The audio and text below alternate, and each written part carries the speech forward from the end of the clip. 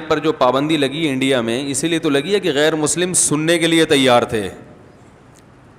سمجھ میں آ رہی ہے بات؟ اگر غیر مسلم ان کی بات سننے کے لیے تیار نہ ہوتے تو پھر پابندی لگتی نہیں, لگانے کی ضرورت ہی نہیں ہے. سن رہے ہیں تبھی تو پابندیاں لگ رہی ہیں کہ بھائی یہ تو ہمارے لوگ ان کی سن رہے ہیں. تو بہت نرم انداز سے, بہت محبت کے ساتھ ان کو سمجھایا جاتا, اسلام کا تعارف کروایا جاتا کہ بھئی ہمارے تمہارے درمیان قدر مشترک کیا ہے. سکھوں کو بتایا جاتا کہ تم بھی اصل میں ایک خدا کے ماننے والے ہو, ہم بھی ایک کے ماننے والے ہیں, تو پھر ایک ہی پہ آ جاؤ نا. کیا خیال ہے بھائی؟ اسی پہ آ جاؤ. تو پھر انہوں نے قرآنی آیات اور احادیث صحیحہ سے ایک سلیبس مرتب کیا ہوا ہے. وہ بھی فجر کے بعد اس کی بھی کلاسیں ہوتی تھیں. بہرحال 3 دن میں الحمدللہ ایک تھوڑا سا دماغ کھولا کہ بھائی یہ بھی ایک لائن ہے. الحمدللہ ہزاروں لاکھوں لوگ مسلمان ہو چکے ہیں اب تک,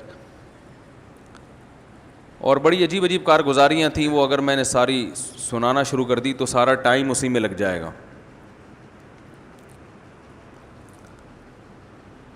تو یہ سفر کا بنیادی مقصد تھا, سمجھ رہے ہیں؟ پھر وہ غریبیاں تو چلتی رہتی ہیں, اس میں کبھی یہ بھی دکھا دیا, کبھی وہ بھی دکھا دیا, کبھی فلاں چیز دکھا دی. دوسرا, ہماری ملاقات ہوئی جناب ڈاکٹر ذاکر نائک سے, بہت تفصیلی ملاقات, اللہ ان کو جزائے خیر دے. انہوں نے خصوصی ٹائم دیا, وہاں بھی آنکھیں کھلیں. پہلے بھی یہ میری دوسری ملاقات تھی ان سے, اس سے پہلے بھی ہو چکی ہے 1.5 سال پہلے, لیکن وہ اتنی تفصیلی نہیں تھی, اور تھوڑا سا ایک حجاب بھی تھا, ایک اجنبیت. اس ملاقات میں سب سے زیادہ خوشی اس بات کی ہوئی کہ ہمارے پاکستانیوں کا الحمدللہ ڈاکٹر صاحب کو ترقی دینے میں بہت بڑا کردار ہے. ڈاکٹر صاحب نے بتایا کہ 50% مالی تعاون پاکستانی تاجروں کے ساتھ ہوا ہے, باقی 50% باقی دنیا کے جن میں عرب بھی ہیں. تو اکیلا 50% تعاون کہاں سے ہوا ہے؟ تو اس سے پتہ چلتا ہے بھائی پاکستانی اتنے بھی نالائق بولو نا یار نہیں ہیں. انہوں نے بتایا کہ جتنی جذباتی محبت پاکستان کے علماء کرتے ہیں, اتنی ایسے جذبات کہیں اور دیکھنے میں, محبت تو بہت لوگ کرتے ہیں, جو جذباتی محبت پاکستانیوں کو ہے وہ کہیں اور اتنی بڑے پیمانے پر کہیں اور دیکھنے میں. ارے بولنے پر گورنمنٹ نے پابندی لگائی ہے بھائی, تو بول لو یار, بات تو مکمل کر لو. تو یہ بڑا اچھا امیج. تیسری چیز جو ہم نے اپنی آنکھوں سے دیکھی, ان کے ارد گرد بھی زیادہ تر پاکستانی ہیں, اردو بولنے والے. اردو سے مراد پورے پاکستان میں, چاہے وہ پنجاب سے ہوں, KP کے سے ہوں, لیکن وہاں جا کے تو سبھی اردو ہی بولتے ہیں نا. یہ بھی ایک بڑی اچھی بات ہے. تو اور کراچی کے بھی ہیں اسپیشل, یہیں کے کراچی کے خاص. یہ ایک بہت اچھی بات ہے پاکستانیوں کے لیے. یہ جو پاکستانیوں پہ فرقہ واریت کا طعنہ دیا جاتا ہے نا, فرقہ پرست فرقہ پرست فرقہ پرست, تو اتنے بڑے پیمانے پر ڈاکٹر صاحب کے ساتھ تعاون کرنا یہ فرقہ پرستوں کا کام بولو بھائی نہیں ہو سکتا. اسلام کی آواز اٹھائی, لوگوں نے ساتھ دیا, چاہے وہ ان کے مسلک سے ملتے ہوں یا نہیں ملتے ہوں. ان کے ساتھ رہنے والوں میں کوئی حنفی ہے, کوئی شافعی ہے, کوئی حنبلی ہے, کوئی سلفی ہے, سب ٹائپ کے لوگ ہیں اور اپنے اپنے مسلک پہ قائم ہیں. ایک بات خوب اچھی طرح سمجھ لیں, آج جو فرقہ واریت کو ختم کرنے کی کوشش جس اسٹائل میں کی جا رہی ہے, اس سے فرقہ واریت کم نہیں ہوگی بلکہ بڑھے گی.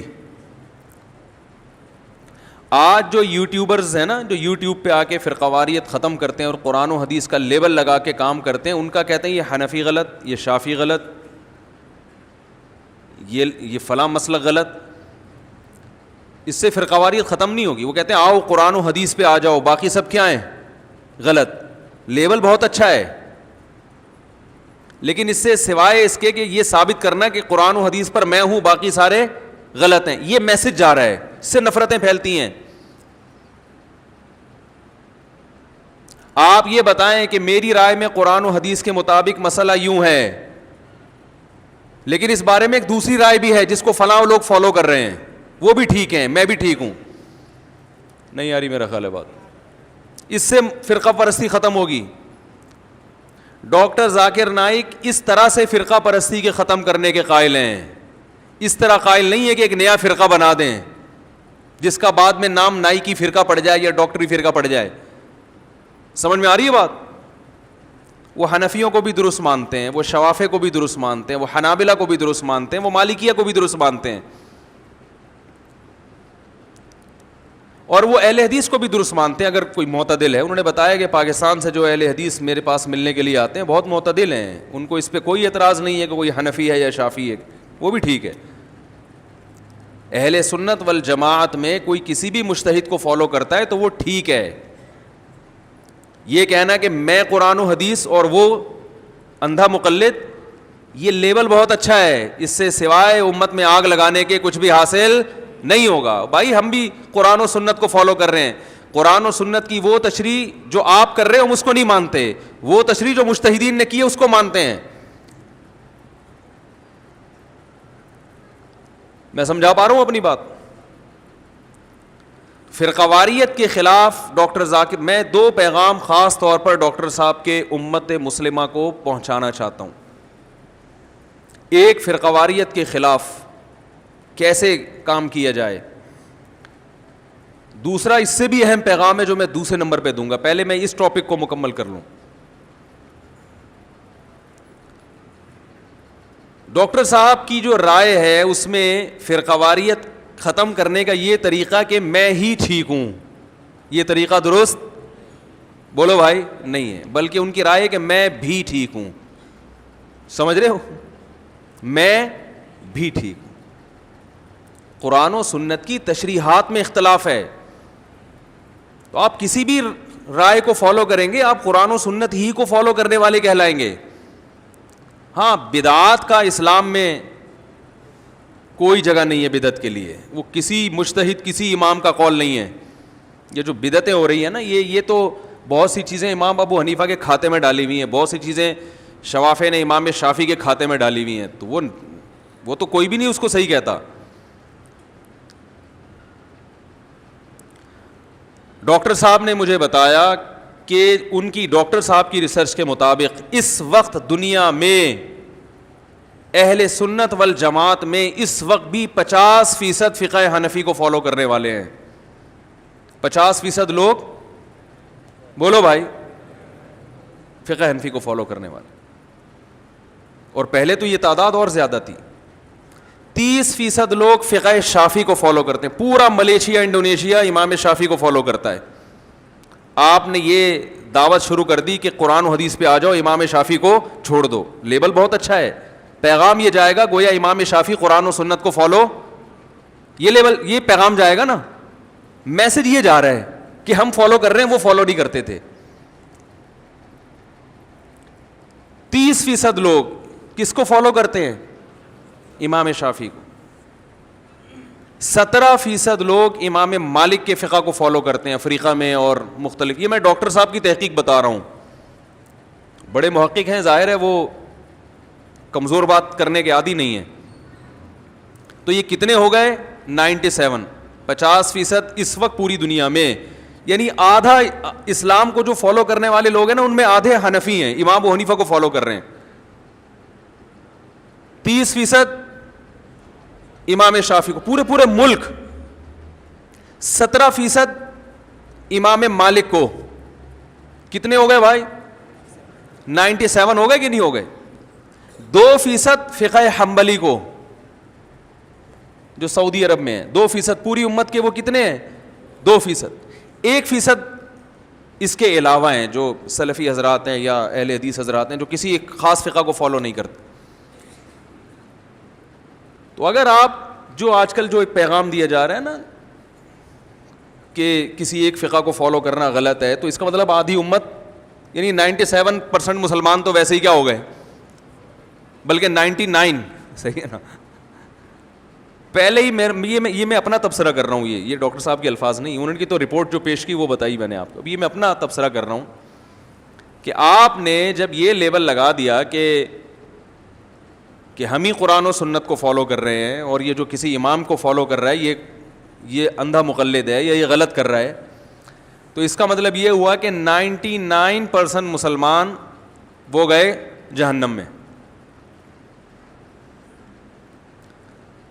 ویسے ہی دنیا میں تقریباً 5 ارب سے اوپر کچھ آبادی ہے, تو 4 ارب تو ویسے ہی غیر مسلم ہیں.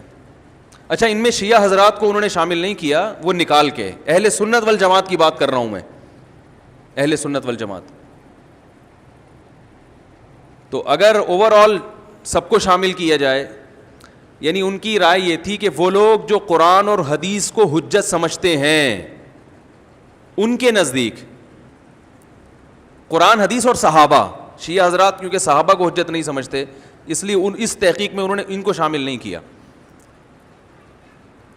تو اب آپ مجھے ایک بات بتاؤ, جو قرآن حدیث اور صحابہ کو حجت سمجھتے ہیں ان میں 99% کو آپ نے کہاں کر دیا, بولو بھائی, جہنم میں.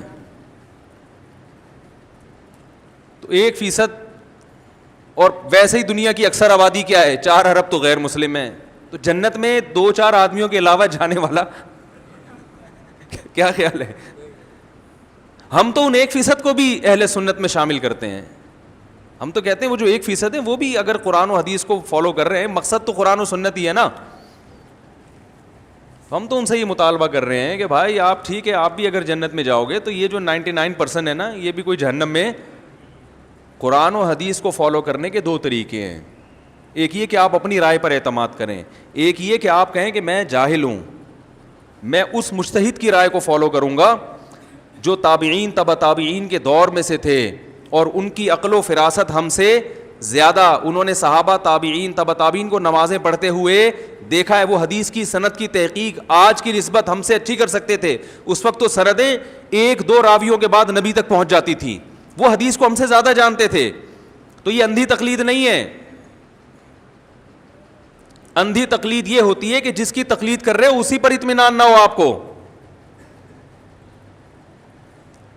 دیکھو, ایک آدمی اپنے باپ کی وجہ سے اگر مسلمان ہے, اپنے باپ کے دین پہ چلتا ہے اس لیے کہ اس کے والد کیا تھے, مسلم, اور ایک آدمی اپنے باپ کی وجہ سے غیر مسلم ہے اس لیے کہ اس کے والد کیا تھے, غیر مسلم. تو ان میں اندھا مقلد کون ہے کہ باپ کے صحیح ہونے کی دلیل نہیں ہے پھر بھی باپ کو فالو کر رہا ہے؟ جہاں باپ کے صحیح ہونے کی دلیل ہو وہاں باپ کو فالو کرنا یہ اندھی تقلید, بولو بھائی, نہیں ہے. یہ میرا بھی ٹاپک نہیں ہے, یہاں کدھر سے بات چلی گئی. تو ڈاکٹر صاحب نے بتایا کہ 50% فقہ حنفی کو فالو کرتے ہیں, 30% فقہ شافعی کو فالو کرتے ہیں, 17% فقہ مالکی کو, 2% فقہ حنبلی کو, 1% پھر باقی لوگ ہیں. اور اس میں ایک اہم بات یہ کہ ایک اور بات ڈاکٹر صاحب نے بتائی کہ انسان جیسے جیسے اسٹڈی کرتا ہے, مطالعہ کرتا ہے, اس کا علم وسیع ہوتا ہے. انہوں نے کہا جو 10-15 سال پہلے میری رائے تھی وہ 2 سال پہلے نہیں تھی, اور جو 2 سال پہلے تھی وہ اب نہیں ہے. انہوں نے کہا کہ میں ان 4 فقہ کے اصول کا مطالعہ کر رہا ہوں کہ یہ لوگ قرآن و حدیث سے مسائل استنباط کرتے کیسے ہیں, اور ایک کے اصول کیا ہیں. تو انہوں نے بتایا کہ ان اصولوں میں اختلاف ہونے کی وجہ سے آگے مسائل میں اختلاف ہوتا ہے. سمجھ رہے ہیں؟ اصول کو سمجھنے کی ضرورت ہے. تو انہوں نے بتایا کہ سب ائمہ کے نزدیک, 4 اماموں کے نزدیک دلیل سب سے پہلے قرآن ہے, اس میں سب کا اتفاق ہے. اس کے بعد 4 کے نزدیک خبر متواتر, وہ حدیث جو متواتر ہو, اس میں بھی سب کا اتفاق ہے. انہوں نے کہا اس کے بعد حدیث خبر واحد, صحیح حدیث ہو مگر وہ متواتر نہ ہو. یہاں حنفیہ اور شوافیہ کا آپس میں اختلاف ہوتا ہے کہ امام ابو حنیفہ رحمہم اللہ تعالی قرآن اور حدیث متواتر کو پہلے لیتے ہیں اور خبر واحد کو رد کر دیتے ہیں، جبکہ شافعی یا حنبلی مسلک والے لوگ وہ یہاں خبر واحد کو لیتے ہیں. بات آ رہی ہے سمجھ میں؟ اب بہت ساری حدیثیں صحیح ہوتی ہیں، امام حنیفہ نے نہیں لی کیونکہ وہ متواتر کے اگینسٹ جا رہی ہوتی ہیں. تو اس میں ایک عام آدمی بدگمان ہوتا ہے امام ابو حنیفہ سے کہ انہوں نے صحیح حدیث کو چھوڑ دیا، حالانکہ وہ چھوڑا اس سے زیادہ صحیح کی وجہ سے ہے. اس پر تو میں کئی مرتبہ بیانات کر چکا ہوں، اس کی میں کئی مثالیں دے چکا ہوں. تو میں یہ سمجھتا ہوں کہ فرقواریت ختم کرنے کا یہ والا جو طریقہ جو ڈاکٹر صاحب نے اختیار کیا نا، یہ پائیدار ہے. کیا خیال ہے؟ سمجھ رہے ہیں کہ صرف میں ٹھیک نہیں ہوں، میں بھی ہوں. اصول مختلف ہے نا. اب ان میں کون سا اصول صحیح ہے کون سا غلط، اس بارے میں قرآن و حدیث خاموش ہے. لیکن ہر ایک کا اجتہاد ہے، ہر ایک کا اپنا ایک طریقہ ہے. علامہ ابن تیمیہ رحمہ اللہ تعالیٰ کی کتاب ہے رفع الملام عن ائمۃ الاعلام. ملام کہتے ہیں ملامت کو، رفع کا معنی دور کرنا. جو بڑے بڑے ائمہ ہیں ان سے ملامت کو دور کیا انہوں نے، کہ ان پر جو الزامات لگتے ہیں نا، فلاں نے فلاں حدیث کو نہیں لیا، فلاں نے بخاری کی فلاں حدیث پہ رد کر دیا، اس کو نہیں مانا. تو انہوں نے ایک کتاب لکھی ہے کہ ہر ایک کا استدلال کا یعنی دلیل سے مسئلہ نکالنے کا اپنا طریقہ ہوتا ہے. تو وہ طریقہ عوام کو معلوم نہیں ہوتا. امام مالک تو اہل مدینہ کے عمل کو حجت مانتے ہیں. امام مالک موطا میں حدیث لے کر آئیں گے مگر فتویٰ اس کے خلاف دیتے ہیں. کیوں خلاف دیتے ہیں؟ وجہ اس کی وہ کہہ رہے ہیں اہل مدینہ کا عمل اس کے خلاف. وہ کہتے ہیں یہ کیسے ممکن ہے کہ اہل مدینہ جنہوں نے نبی کے آخری عمل کو دیکھا وہ ایک غلط چیز کو فالو کر لیں. کہتے ہیں یہ نبی کا جو عمل اہل مدینہ کے عمل سے پہنچا ہے وہ زیادہ ہمارے لیے قابل قبول ہے. میں مدینہ میں تھا تو ایک مولانا صاحب وہاں اردو میں بیان کر رہے تھے. وہاں بھی جو اردو میں بیانات ہوتے ہیں نا وہ ماشاءاللہ فرقواریت دبا کے بھری ہوئی ہوتی ہے اس میں. تو کسی نے ان سے پوچھا کہ ہاتھ چھوڑ کے نماز پڑھنا، مسجد نبوی کی بات کر رہا ہوں. تو محترم نے جواب دیا، اچھا اس نے لکھا ہے امام مالک کا یہ مذہب ہے. انہوں نے جواب دیا کہ ہم حدیث کو فالو کریں گے. امام مالک نے جو یہ لکھا ہے ہاتھ چھوڑ کے نماز پڑھنا، یہ قرآن و سنت کے خلاف ہے. میں نے کہا دیکھو یہ مسجد نبوی میں 15ویں صدی میں بیٹھ کر کیسی بات کر رہا ہے یہ آدمی. یعنی ایک جو میسج جائے گا نا عامی آدمی کے، وہ میسج یہ جائے گا کہ 15ویں صدی میں وہ انڈیا کے تھے وہ مولانا صاحب، کہ انڈیا کا ایک اردو اسپیکنگ عالم، اس کا علم امام مالک سے بولو بھائی زیادہ ہے. امام مالک اسی مسجد نبوی میں بیٹھ کے درس دیا کرتے تھے. امام مالک جو ہاتھ چھوڑ کے نماز کے قائل ہیں، حالانکہ حدیث لا رہے ہیں ہاتھ باندھنے کی، تو مقصد ان کا حدیث کی مخالفت نہیں ہے. وہ کہہ رہے ہیں کہ اہل مدینہ چونکہ ہاتھ چھوڑ کے نماز پڑھ رہے ہیں، یہ اس کی علامت ہے کہ رسول اللہ صلی اللہ علیہ وسلم کی آخری نماز ہاتھ چھوڑ کے تھی، ورنہ اہل مدینہ ہاتھ چھوڑ کے نہ پڑھتے. کہتے ہیں جائز وہ بھی ہے، افضل کیا ہے آخری عمل کو فالو کیا جائے، یہ ان کی رائے ہے. تو آپ مسئلہ اس طرح بھی بیان کر سکتے تھے کہ ہاتھ چھوڑ کے نماز پڑھنا، امام مالک جب فتویٰ دے رہے ہیں تو امام مالک کا علم ناقص نہیں ہے، وہ ایک دوسری حدیث کو فالو کر رہے ہیں جو ریٹن فارم میں نہیں ہے، وہ سینہ بسینہ چلی ہے. حدیثیں صرف ریٹن فارم میں نہیں ہوتی، سینہ بسینہ بھی نبی صلی اللہ علیہ وسلم کے عمل کو فالو کیا جاتا ہے. تو انہوں نے جو سینہ بسینہ جو عمل ہے اس کو زیادہ ترجیح دی ہے، اور ریٹن میں جو حدیث خبر واحد ہے اس کو انہوں نے مرجوح قرار دیا ہے. اگر یہ اسٹائل ہوتا تو عوام کے پاس میسج جاتا کہ وہ بھی ہم سے زیادہ حدیث کو بولو بھائی فالو کرنے والے لوگ تھے. پھر آپ کہتے کہ بھائی میری رائے یہ ہے، آپ جس رائے کو اس میں چاہے فالو کریں وہ بھی ٹھیک ہے، اور بولو بھائی یہ بھی ٹھیک ہے. لیکن ایسا میسج جاتا ہے جیسے میں جانتا ہوں قرآن و سنت، باقی سارے کیا تھے ان کو تو پتہ ہی نہیں تھا.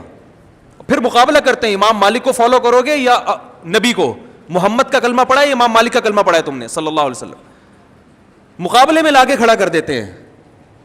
ائمہ مجتہدین کو کس کے مقابلے میں لا کے کھڑا کر رہے ہیں؟ محمد صلی اللہ علیہ وسلم کے. حالانکہ ایسا نہیں ہے, آپ ان کو ان کے مقابلے میں کیوں لا رہے ہو بھائی؟ میں نے اسی طرح کسی سے بات کی تو میں نے کہا عبداللہ بن عباس کا یہ فتویٰ ہے. انہوں نے کہا کلمہ آپ نے نبی کا پڑھا ہے عبداللہ بن عباس کا؟ میں نے کہا سوال یہ ہے کہ عبداللہ بن عباس نے کس کا کلمہ پڑھا تھا؟ سوال تو یہ پیدا ہوتا ہے نا, جب انہوں نے نبی کا کلمہ پڑھا ہے تو یہ کیسے ممکن ہے کہ آپ کا فتویٰ نبی کے مطابق اور ابن عباس کا فتویٰ نبی کے خلاف؟ یہ تو ممکن ہے کہ ابن عباس کو حدیث نہ پہنچی ہو پھر انہوں نے اس کے خلاف فتویٰ دیا ہو, پھر تو ٹھیک ہے, لیکن وہ حدیث بھی بیان کر رہے ہیں اس کے باوجود اس کے خلاف فتویٰ دے رہے ہیں, تو اس کا مطلب اس حدیث کا وہ مطلب نہیں ہے جو آپ بیان کر رہے ہو. تو مجتہدین کو محمد صلی اللہ علیہ وسلم کے مقابلے میں لا کے کھڑا نہ کیا کریں. بہت مشکل ہے بھائی, بات آ رہی ہے سمجھ میں؟ تو مسلمانوں کے جتنے مسالک ہیں اس وقت دنیا میں, حنفی, مالکیہ, شافعیہ, حنابلہ, یہ سب قرآن و سنت ہی کو فالو کرتے ہیں. ایک نے قرآن و سنت کی وہ تحقیق کو فالو کیا جو ابو حنیفہ کی تھی, ایک نے اس تحقیق کو فالو کیا جو امام شافعی کی تھی, ایک نے اس تحقیق کو فالو کیا جو امام مالک کی تھی, ایک نے اس تحقیق کو فالو کیا جو امام احمد ابن حنبل کی, اور بہت سو نے اس تحقیق کو فالو کیا جو آپ کی ہے. سمجھ رہے ہیں؟ وہ ان چاروں میں سے کسی کو, لیکن وہ بھی اس تحقیق کو فالو کرتے ہیں جو آپ پیش کر رہے ہیں. تو یہ ہر ایک کا ایک طریقہ ہوتا ہے. ہاں بدعات کے لیے دوسرا, عقائد جو اسلام میں جو عقائد ہیں ان میں کسی کو فالو نہیں کرنا, کیونکہ عقائد کا باب اتنا واضح ہے, قرآن و سنت نے دو ٹوک الفاظ میں عقیدوں کو بیان کر دیا. اسی طرح جو متواتر نمازیں ہیں یا عبادات ہیں جن میں نصوص بالکل واضح ہیں ان میں بھی دو رائے نہیں ہو سکتی. 5 نمازیں فرض ہیں, رمضان کے روزے فرض ہیں, زکوٰۃ ہے, یہ جو موٹے موٹے اسلام کے بیسک مسائل ہیں ان میں بھی نہیں. یہ تو براہ راست قرآن و سنت. آگے پیچیدگی جہاں پیچیدگی آئے گی دو رائے ہوں گی, دو رائے بنتی اسی وجہ سے ہیں کہ حدیث واضح نہیں ہوتی, یا اس کے مقابلے میں کوئی دوسری حدیث بھی ہوتی ہے, یا کوئی قرآن کی آیت ہوتی ہے, یہاں کنفیوژن پیدا ہوتی ہے. پھر ایک مجتہد کا الگ اصول ہے, دوسرے مجتہد کا بولو بھائی الگ اصول ہے. تو پھر قواریت ختم کرنے کا یہ طریقہ سمجھ میں آ گیا کہ نہیں آیا؟ دیکھو علامہ ابن تیمیہ رحمہ اللہ تعالی فقہ حنبلی کو فالو کرتے تھے. ابن قیم اور ابن تیمیہ یہ بہت بڑے محقق تھے, حدیث کے بہت بڑے عالم. انہوں نے کچھ مسائل میں امام احمد ابن حنبل کی رائے سے اختلاف کیا ہے, مگر 5واں فرقہ نہیں بنایا. سمجھ رہے؟ یہی وجہ ہے کہ طبقات حنابلہ میں ان کا شمار ہوتا ہے.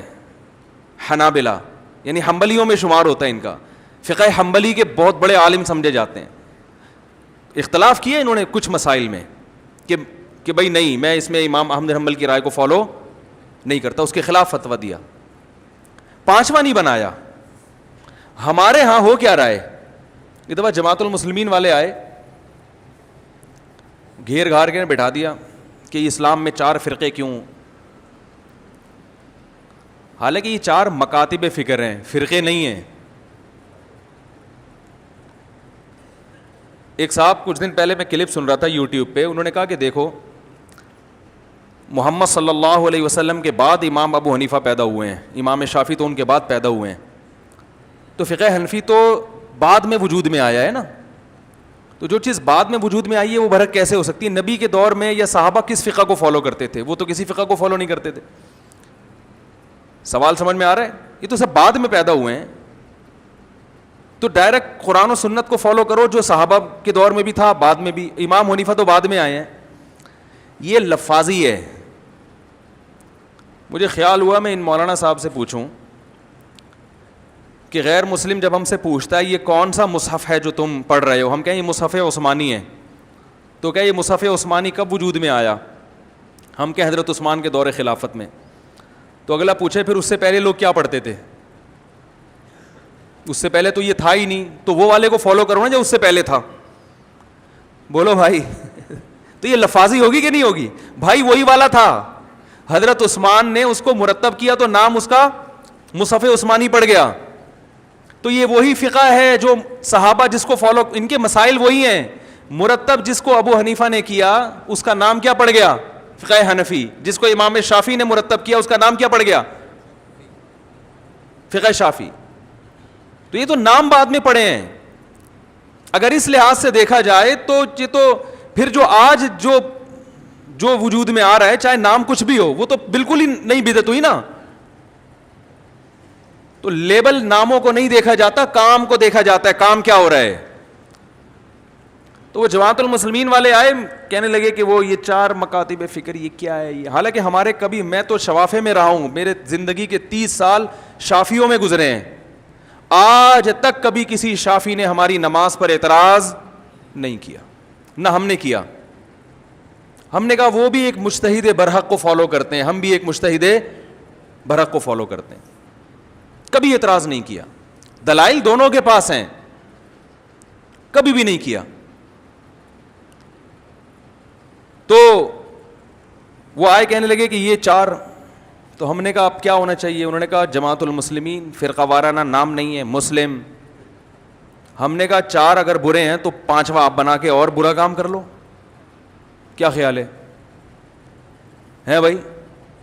4 اگر برے ہیں تو آپ کیا کر لو, 5واں بنا لو. وہ بن گیا نا.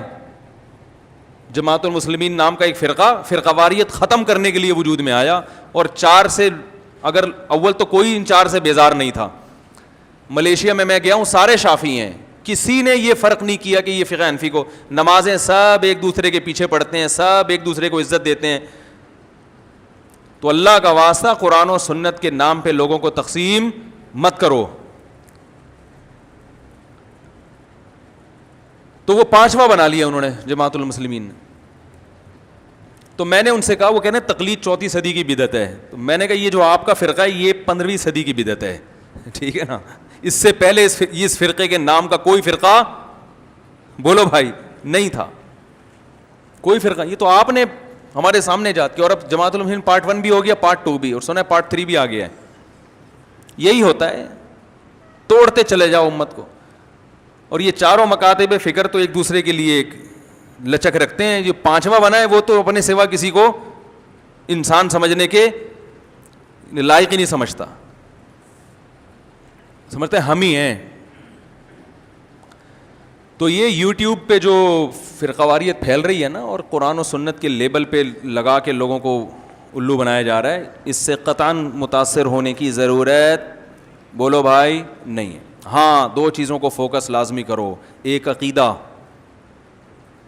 سمجھ رہے ہیں, عقیدے میں پیچیدگیوں میں مت جاؤ, موٹے موٹے عقائد جو قرآن و سنت نے بیان کیے بس. دوسرا بدعت کو قریب نہ. یہ مسائل تو صحابہ میں رفع الیدین کرنے والے بھی تھے, رفع الیدین نہ کرنے والے بھی.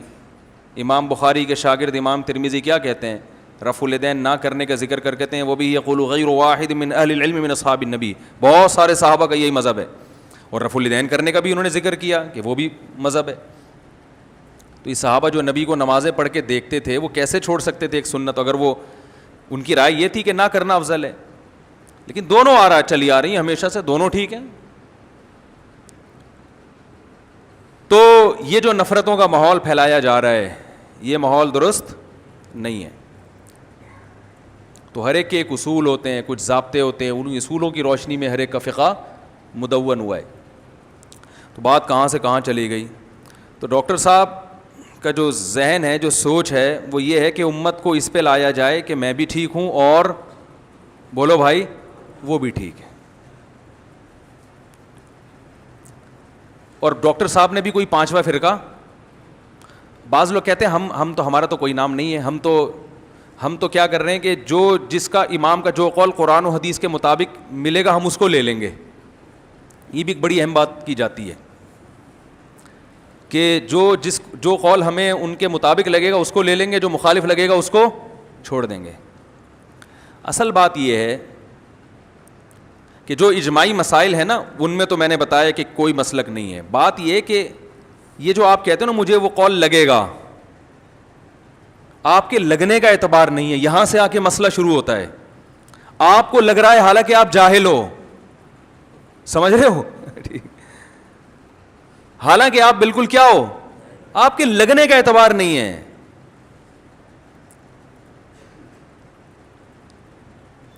میں ابو ظبی میں تھا تو کسی صاحب نے مجھے بتایا قرات خلف الامام، امام کے پیچھے فاتحہ پڑھنے کا مسئلہ. ہم تو اس کے بھی قائل ہیں بھائی، اگر کوئی امام شافعی کو فالو کرتا ہے، وہ امام کے پیچھے فاتحہ پڑھتا ہے، ملیشیا میں سب پڑھتے ہیں، تو ہم ان کی نمازوں کو بھی غلط نہیں کہتے، لیکن ہم کہتے ہیں ایک دوسری رائے بھی ہے.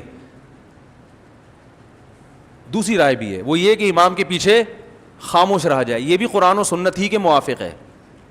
اب اگر آپ کو ایک رائے صحیح لگ رہی ہے، دوسری بالکل غلط لگ رہی ہے، تو یہ آپ کی جہالت ہے، یہ آپ کی کم علمی ہے کہ آپ ایک کی دلیل کو جانتے ہو، دوسرے کی دلیل نہ صرف یہ کہ جانتے نہیں ہو، سمجھنے کے لیے تیار ہی نہیں ہو، نہ اس مجتہد کے اصول سے واقف ہو آپ کہ اس کا اصول کیا ہے قرآن و سنت سے مسائل نکالنے کا.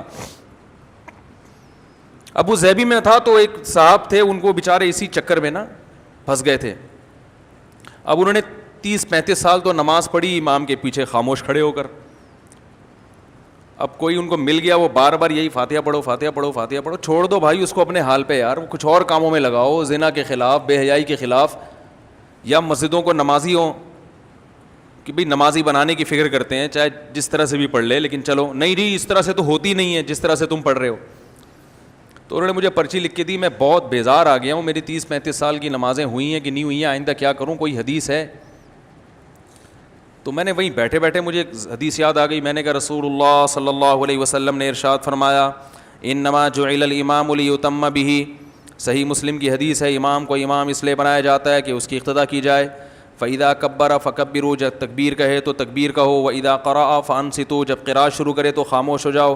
واذا قال ولا الضالین، جب ولا الضالین کہے تو آمین کہو. واذا رکع فرکعوا، جب رکوع کرے تو رکوع کر لو. میں نے کہا دیکھو اس حدیث میں بتایا جا رہا ہے امام نے کیا کرنا ہے اور مقتدی نے کیا کرنا ہے، دونوں کے الگ الگ وظیفے. اس میں کہیں بھی نہیں ہے کہ اذا جب وہ فاتحہ پڑھے تو تم بھی کیا پڑھو، اگرچہ دوسری حدیث بھی ہے اس کے مخالف، لیکن یہ بھی تو ہے نا، صرف وہی والی نظر آ رہی ہے، یہ والی نہیں آ رہی.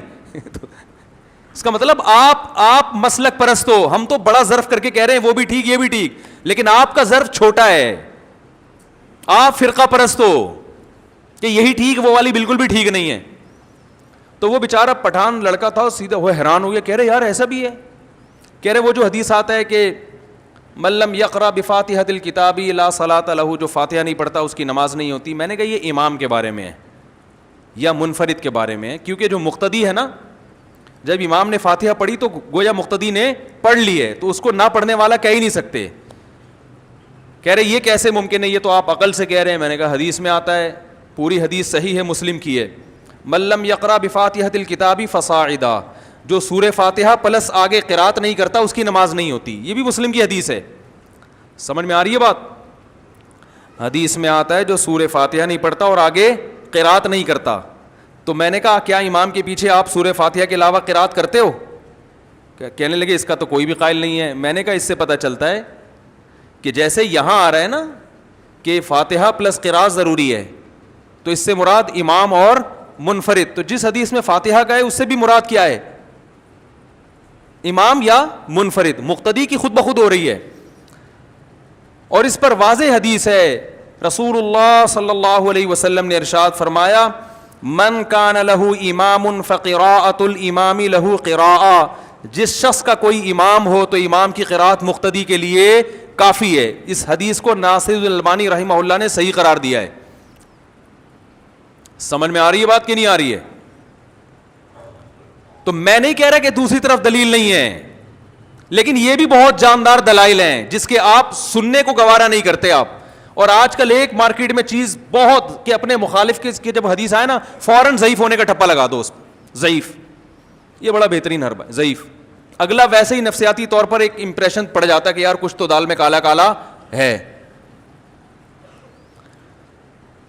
سمجھ رہے ہیں؟ فرقہ پرست ہم جب ہوتے جب ہم کہتے یہی ٹھیک ہے، اور دنیا میں جو حنفی مسلک کو فالو نہیں کرتا وہ جہنم میں جائے گا، وہ غلط ہے، پھر ہم فرقہ پرست ہوتے. ہم تو بڑا ظرف کر کے کہہ رہے بھائی وہ بھی ٹھیک ہے، اور آج سے نہیں کہہ رہے، شروع سے کہہ رہے ہیں، جب سے ہم ممبر سنبھالا ہے بیانات کر رہے ہیں اس وقت سے یہ کہہ رہے ہیں. وجہ اس کی یہ کہ اب بعض لوگ یہ بھی اپنے کھاتے میں ڈال لیتے ہیں کہ میرے بیانات سن کے مفتی صاحب یہ کہہ رہے ہیں. ٹھیک ہے، جنہوں نے ہمارے بیانات سنے وہ میں تو 14 سال کا تھا جب سے میں بیان کر رہا ہوں، اس وقت سے ہم یہی کہہ رہے ہیں. میرے بچپن کے دوست بھی ہوں گے یہاں مجمع میں یا بیان سنتے ہیں، آپ ان سے پوچھ لیں، کبھی لے آؤں گا ورنہ بچپن کے دوست کو تو کبھی کسی سے ملانا نہیں چاہیے, آپ کو پتہ ہے نا, وہ تو سارے راز جانتا ہے, ساری بدماشیاں, ساری شرارتیں جانتا ہے, لیکن پھر بھی ہم ملانے کے لیے تیار ہیں. وہ کہتے ہیں نا بچپن کا دوست اگر ناراض ہو جائے تو اس کو منا لو, کیونکہ وہ کمبخت تمہارے سارے راز جانتا ہے, اسے ناراض نہ ہونے دو.